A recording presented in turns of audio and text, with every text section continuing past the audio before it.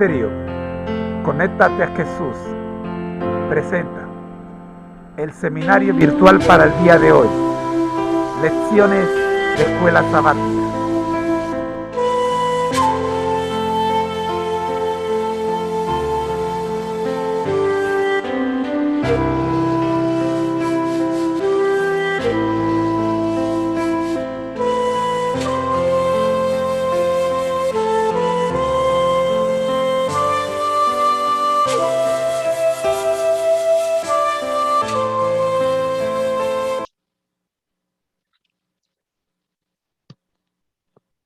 ¿Qué hace el sabio? ¿Cómo están los ojos del sabio?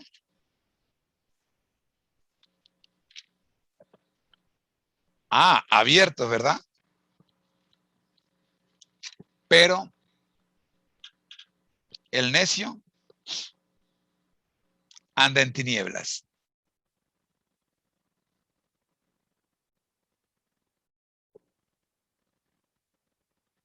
Escuchemos el mensaje para reforzar esto que hemos hablado del espíritu de profecía en la voz de mi querida esposa, Rosita. Dios les bendiga.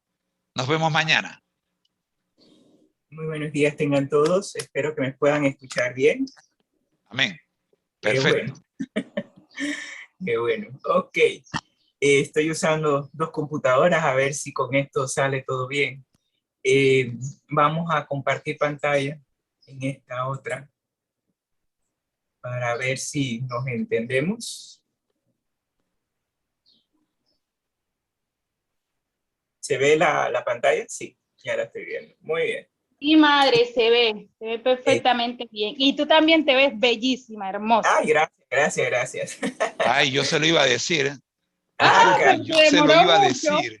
Gracias, porque se demoró mucho, papito. Tú también te ves bellísimo. Así que no sientas celo. Gracias.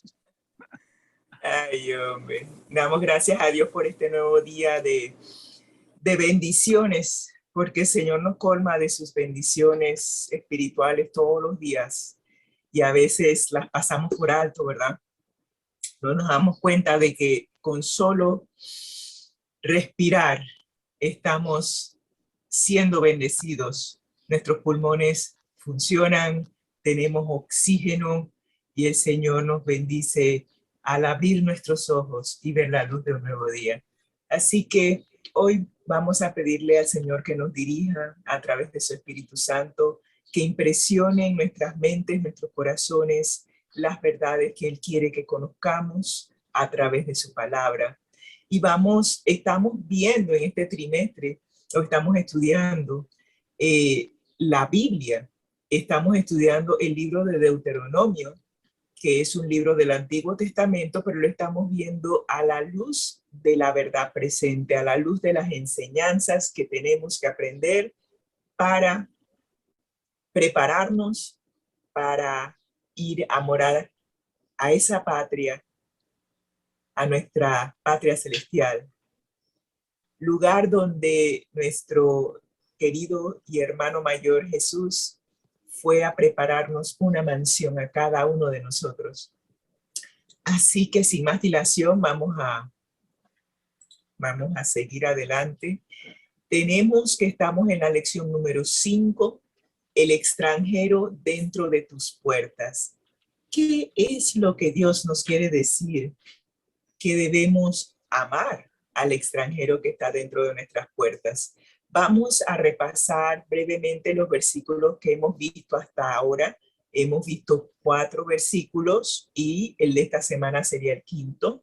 El trimestre está dividido en 13 lecciones y cada semana vemos una lección, así que cada semana debemos estar aprendiendo un versículo de memoria. Y el primero, y creo que es el más importante y el que abarca todo el trimestre, es Primera de Juan 4:8. El que no ama no ha conocido a Dios, porque Dios es amor. Si tú no sabes qué es amor, te invito a conocer a la persona amor a nuestro Padre Celestial. ¿Y cómo puedes llegar a conocerlo? Simple, solo tienes que abrir una Biblia, irte al libro de Mateo, Marcos, Lucas y Juan, y allí conocerás la personificación del amor. A Jesús. Jesús vino a este mundo para presentarnos al Padre, para que pudiéramos conocer al Padre. Así que para conocer al Padre es necesario conocer a Jesús. Y una vez que conoces a Jesús, Él te transforma y te presenta no solamente que Él es amor, sino que también tú te vuelves un reflejo de ese amor. Así que te invito a conocer a Jesús y te aprendas este verso de memoria, primera de Juan 4:8.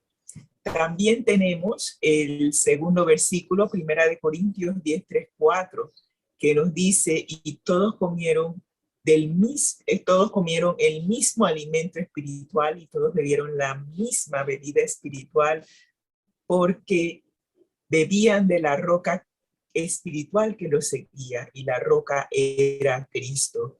Todo nuestro fundamento, todas las enseñanzas de la palabra de Dios se deben fundamentar o deben estar basadas en una roca. Una roca es algo firme, algo que no se mueve, algo en la cual tú puedes confiar, y esa roca es Cristo. Así que si llegas a conocer a Jesús, que es amor, y te llegas mejor dicho, y no me quiero adelantar a los demás textos, simplemente si llegas a conocer a Jesús y sus enseñanzas, esas enseñanzas son tan firmes como la roca que es Cristo. Muy bien, y tenemos Génesis 17:7, que es nuestro tercer versículo de memoria, que nos dice, y estableceré mi pacto entre mí y ti y tu descendencia después de ti en sus generaciones, por pacto perpetuo, para ser tu Dios y el de tu descendencia después de ti. Es necesario establecer un pacto con Dios en donde Él se entrega completamente a nosotros, y si nosotros aceptamos las cláusulas del pacto en donde Dios se compromete a entregar todo lo que es y todo lo que tiene, entonces si tú te entregas totalmente todo lo que eres y todo lo que tienes, entras en una relación de pacto con Dios. Dios te adopta como su hijo y tú llegas a tener a Dios como tu Padre Celestial. Y mientras que tú estás en esa relación Padre-Hijo, nuestro Padre se encarga de nosotros. No tenemos nada que temer, ni del futuro ni del presente, porque el Señor, nuestro Dios, será nuestro Padre Celestial y Él se encargará de cuidarnos a donde quiera que estemos. Y seguimos con el tema del amor. Y en el Deuteronomio 6:5 se nos dice, y amarás a Jehová tu Dios de todo tu corazón y de toda tu alma y con todas tus fuerzas. Cuando tú llegas a conocer a nuestro Padre Celestial a través de Jesús, llegas a compenetrarte con su amor. Y ese amor que tanto dio, que inclusive Jesús se entregó por nosotros, murió en nuestro lugar para demostrarnos cuánto nos ama. ¿Cómo no poder o cómo no responder ante ese amor, entregándonos también nosotros a amarle con todo nuestro corazón, con toda nuestra alma y con todas nuestras fuerzas, como dice Deuteronomio 6:5? Y el versículo de este trimestre, mejor dicho, de esta semana, nos dice, amaréis pues al extranjero, porque extranjeros fuisteis en la tierra de Egipto. Deuteronomio 10:19. ¿Por qué después de amar a Dios, el Señor nos dice que amemos al extranjero? Yo recuerdo el texto que dice, amar a Dios sobre todas las cosas y a nuestro prójimo como a nosotros mismos. Pero aquí Dios nos está diciendo que amemos a un prójimo en especial, al extranjero. ¿Por qué será que Dios nos pide eso? Y eso es lo que estamos viendo durante esta semana. Y hemos visto que un extranjero es una persona que proviene de un país que no es de nosotros o que no es de él mismo. Y los israelitas se les invitaba, o que es más, se les decía que debían ser bondadosos con los extranjeros y los forasteros. Se les pedía que los amaran, que fueran amables con los inmigrantes y que no trataran a los inmigrantes o a los extranjeros como ellos habían sido tratados en Egipto. Ese es básicamente el resumen de ese texto. Pero el tema de hoy me lleva a algo aún más específico. Dice, amaréis pues al extranjero. Y vamos a ver por qué debemos amar al extranjero. Y ese es el tema de la lección de escuela sabática de hoy. ¿Por qué amar al extranjero? ¿Cuáles son esas razones? Éxodo 23:9 nos dice, y no angustiarás al extranjero. ¿Por qué? Porque vosotros sabéis cómo es el alma de extranjero, porque tú fuiste extranjero. Y me llama la atención que hay varias razones por las cuales Dios nos pide que amemos al extranjero. El primero y el principal es porque Dios ama a todos, incluyendo al extranjero. Así que Deuteronomio 10:18 nos dice que Dios ama al extranjero y esa es la razón por la cual nos pide a nosotros que amemos al extranjero. Dios creó al extranjero a su imagen, al igual que creó a todos los seres vivos, mejor dicho, a los seres humanos. Y nos pide a nosotros que imitemos su ejemplo, amando también al extranjero. Y en segundo lugar, se nos recuerda que, y se le recordó a Israel que él solía ser extranjero. Cuando hubo una hambruna en el pueblo de Israel, en la tierra de Israel, Dios en su infinita misericordia y como Él es omnisapiente, Él sabía que eso iba a suceder, así que preparó a un chico, pero de la manera más insólita. José fue llevado a Egipto como esclavo y de allí José pasó por toda una serie de experiencias que lo prepararon para que pudiese llegar a ser el líder de Egipto en un momento en donde había una hambruna terrible. Y gracias a la sabiduría de Dios que se le dio a José, Egipto era el único país que tenía alimento. Así que el pueblo de Israel tuvo que emigrar a Egipto a buscar alimento. Así que ellos sabían lo que significaba ser extranjeros en tierra lejana. Y es por eso que se le decía, ama al extranjero porque tú también fuiste extranjero. Pero hay otras razones. Y la una, ahora viéndolo desde nuestra verdad presente, se nos dice que cuando nosotros amamos al extranjero nos estamos preparando para conocer a Dios. Si recordamos 1 de Juan 4:8, recordaremos que si llegamos a conocer a Dios, entonces también amaremos. ¿Por qué? Porque 1 de Juan 4:8 nos dice, el que no ama no ha conocido a Dios porque Dios es amor.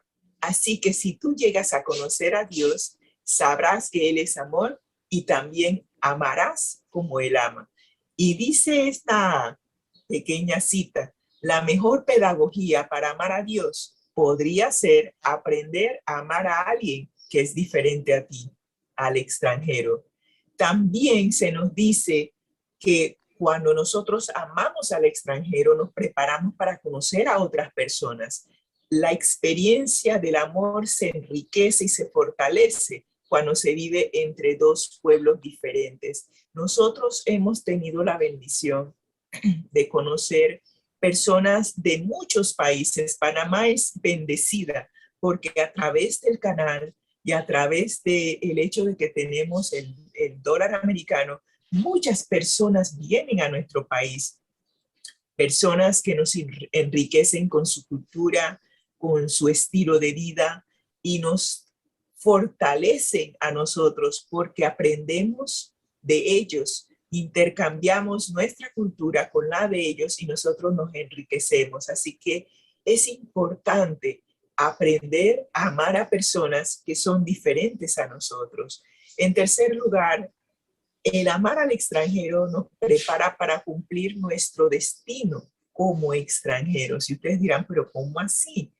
Es que nosotros, al igual que los israelitas, tenemos que aprender el camino de la santidad y el valor de vivir con diferentes personas sin comprometer nuestra identidad santa. Tenemos que aprender a vivir en este mundo con personas de otras culturas, pero enriquecernos con lo bueno de esa cultura, pero mantener nuestra identidad como hijos e hijas de Dios. Así lo tuvieron que hacer Abraham, José y Daniel cuando ellos emigraron a otros países y tuvieron que vivir en santidad con esos pueblos. Así que esas son las razones, pero hay algo muy importante. Nosotros, según la palabra de Dios en Efesios 2, 11 y 12, es más, en Efesios capítulo 12 nos dice que tú y yo somos extranjeros. ¿Y por qué lo somos? Porque según Efesios 2, 11 y 12 nos dice, los judíos nos llamaban a nosotros los no circuncidados, y ellos asimismo se llamaban los circuncidados, pues se circundaban en el cuerpo. Y nos dice el texto en traducción en lenguaje actual, ustedes, refiriéndose a nosotros, no son judíos y deben recordar que antes no tenían a Cristo ni eran parte del pueblo de Israel. Tampoco formaban parte del pacto ni de la promesa que Dios hizo con su pueblo. Vivían en este mundo sin Dios y sin esperanza. ¿Qué nos quiere decir este texto? Tú y yo éramos gentiles. Tú y yo no teníamos derecho ni siquiera a mencionar el nombre de Dios ni de Cristo. Tú y yo no teníamos acceso a establecer un pacto con Dios. Solamente el pueblo de Israel. ¿Por qué? Porque al pueblo de Israel Dios lo escogió para que fuese el mensajero, los embajadores, de mostrarle al mundo quién era Dios. Pero lamentablemente, según dice el texto, ellos no cumplieron, pero ahí después les explico qué fue lo que pasó. Pero nos sigue diciendo Efesios 2, 13, 14, que a través de la muerte de Cristo, ahora nosotros que estábamos lejos, ahora somos hechos cercanos por la sangre de Cristo, porque Él es nuestra paz, que de ambos pueblos hizo uno, de los judíos y de los gentiles.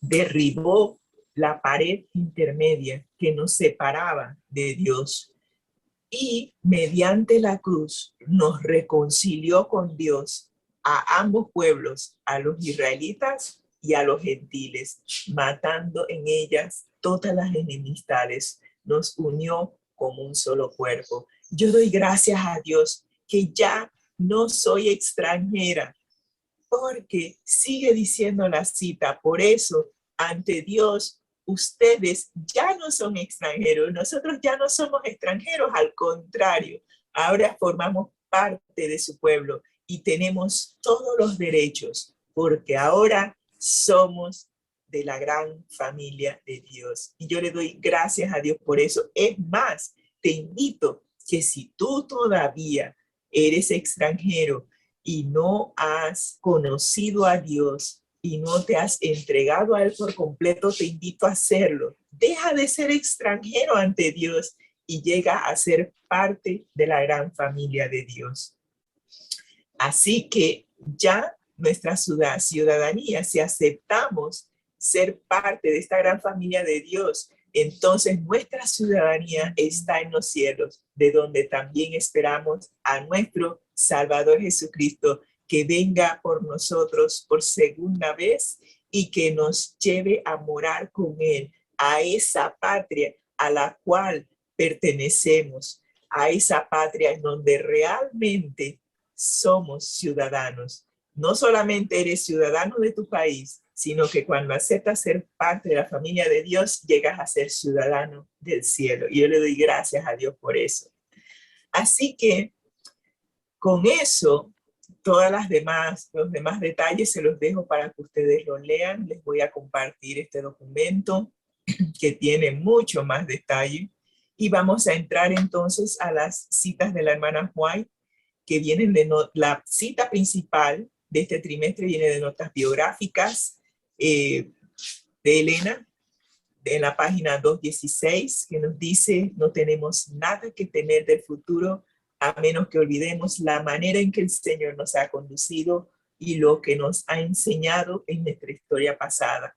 Es importante saber que al llegar a formar parte de esta gran familia de Dios, entonces el Espíritu Santo es el que nos dirige, porque dice Romanos 8:14, que si somos guiados por el Espíritu de Dios, entonces somos hijos de Dios. Si hemos entrado en ese pacto con Dios, que es ahora un privilegio, gracias a que Jesús derribó ese muro de separación que teníamos con Dios, ahora tenemos acceso a nuestro Padre Celestial y Él nos adopta como hijos. Y cuando tú llegas a ser adoptado como hijo, el Espíritu Santo te dirige, así que no tienes por qué temer del futuro, a menos que olvides cómo el Espíritu Santo te dirigió en el pasado. Así que sigamos adelante confiados, porque el Señor está con nosotros. Y vamos a entrar en los textos que tenemos de Elena, que corresponden para hoy, que se refieren a amar al extranjero. Ese sí parece un extranjero, es más, parece un extraterrestre. Así que vamos a ver la primera cita en Ministerio de Curación, páginas 322 y 323, que nos dicen: en la creación del hombre resulta manifiesta la intervención de un Dios personal. Cuando Dios hubo hecho al hombre a su imagen, el cuerpo humano quedó perfecto en su forma y organización, pero estaba aún sin vida. Después, el Dios personal y existente de por sí infundió en aquella forma el soplo de vida, y el hombre vino a ser una criatura viva e inteligente.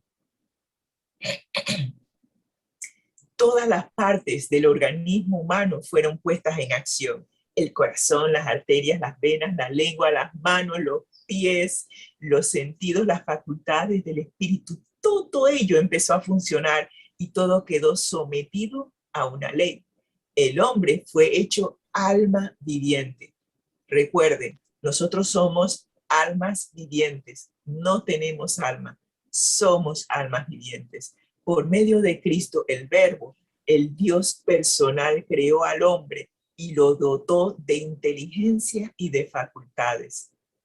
Sobre todos los órdenes inferiores de los seres, Dios dispuso que el hombre, corona de su creación, expresara el pensamiento divino y revelara la gloria de Dios. Pero no por ello tiene el hombre que enaltecerse como Dios. ¿Qué nos está diciendo toda esta cita? Todos hemos sido creados a imagen de Dios. Todos tenemos una cabeza, tenemos dos manos, tenemos dos pies, tenemos las mismas facultades, las venas, las arterias, todos, extranjeros y no extranjeros. Todos fuimos creados a imagen de Dios, y eso hay que mantenerlo en contexto, porque no hay ninguno superior al otro. Todos somos iguales ante los ojos de Dios. Hemos hecho los comentarios del Ministerio de Curación, páginas 322 y 323. Y tenemos la cita de hijas e hijos de Dios, hijos e hijas de Dios, parcialmente reproducido en español en la página 311. El Dios que repara a la caída de un gorrión también percibe vuestro proceder y sentimientos, advierte vuestra envidia, vuestros prejuicios, vuestros intentos de justificar vuestro proceder frente a cualquier injusticia. Cuando juzgáis mal las palabras y los actos de otro, y vuestros propios sentimientos están agitados, de modo que hacéis declaraciones incorrectas. Y se sabe que estáis en desacuerdo con ese hermano, entonces inducís a otros por su confianza en vosotros a considerar a esa persona como vosotros lo hacéis. Y muchos quedan contaminados por la raíz de amargura que aparece de ese modo. ¿Qué nos está diciendo este texto? Tenemos que ser muy cuidadosos de cómo hablamos de las personas. Nosotros ejercemos una influencia de bien o de mal. Tenemos una influencia positiva o negativa. Si yo hablo mal de una persona, si yo digo, ay, todos los colombianos son traficantes de droga, eso en primer lugar no es cierto. Y estamos poniendo una luz negativa sobre una cultura. Nuestros vecinos, estamos hablando mal de seres que fueron creados a imagen y semejanza de Dios. Debemos evitar hacer ese tipo de comentarios que son negativos y de influenciar a otros, llegar a inducir a otros a pensar, a contaminarse con nuestras raíces de amargura, a contaminarse con nuestros falsos valores. No se debe hacer. Y este texto se resume en esa línea.